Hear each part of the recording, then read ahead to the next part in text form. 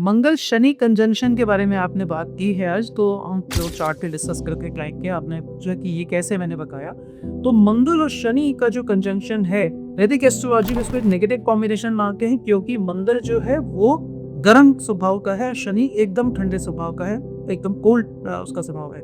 तो ये दोनों को बिल्कुल एंटी कैरेक्टर में माना जाता है और इसके इनका कंजंक्शन एक बहुत नेगेटिव इफेक्ट देता है, ऐसा नॉर्मल परसेप्शन है।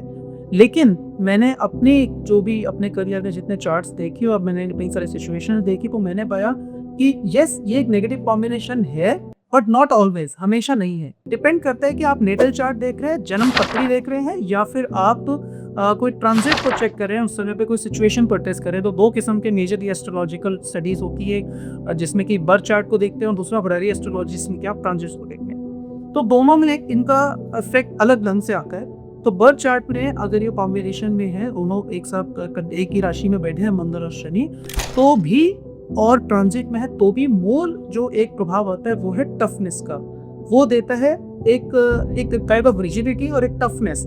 जैसे स्पेशली अगर व्यक्ति मंगल से डोमिनेटेड है, यानी मान लीजिए उसकी मंगल की राशि है या लगन उसका मंगल का है, राशि मतलब चंद्र राशि उसकी मंगल की है, मेष राशि है या वृश्चिक राशि है, या फिर उसका लगन है और वो लगन जो मंगल है वो शनि के साथ जाके बैठ गया है, तो ऑफकोर्स किस राशि में जाके बैठा है उसका एक इफेक्ट आएगा, लेकिन ब्रॉडली वो व्यक्ति को टफनेस देता है। और अगर इसका डायरेक्ट रिलेशन लगन से बनता है, यानी कि वो बैठ के मान लीजिए सातवें घर में बैठ गए और लगन को दृष्टि दे रहे हैं, तो फिर ऐसा व्यक्ति आप देखेंगे शरीर से मजबूत होगा, उसको बीमारियां आराम से नहीं होगी, जिसको कह रहे मोटी चमड़ी, एकदम गठा हुआ बदन, मजबूत व्यक्ति अंदर से मजबूत होगा।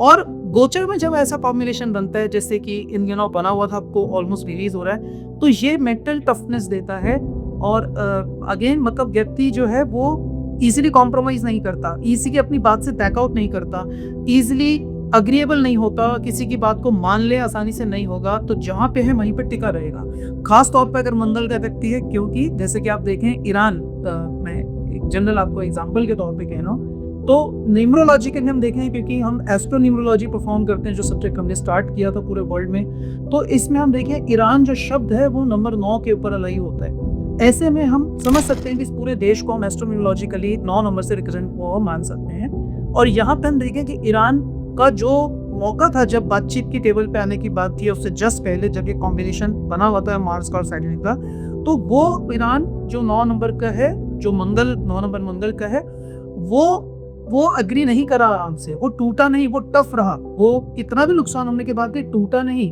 क्योंकि सैटर्न ने उसको स्ट्रेंथ दी, बने रहिए, दृढ़ रहिए, टफ, उसको आप आराम से ब्रेक नहीं कर पाए। So this is how planets work, this is how the numbers work, and this is how astro numerology works. और यही हमारा रिसर्च का विषय रहा है, जो पिछले 20-22 साल से मैं काम करता हूँ उसके ऊपर रिसर्च में। तो इस तरह से ये नंबर्स और प्लैनेट्स काम करते हैं।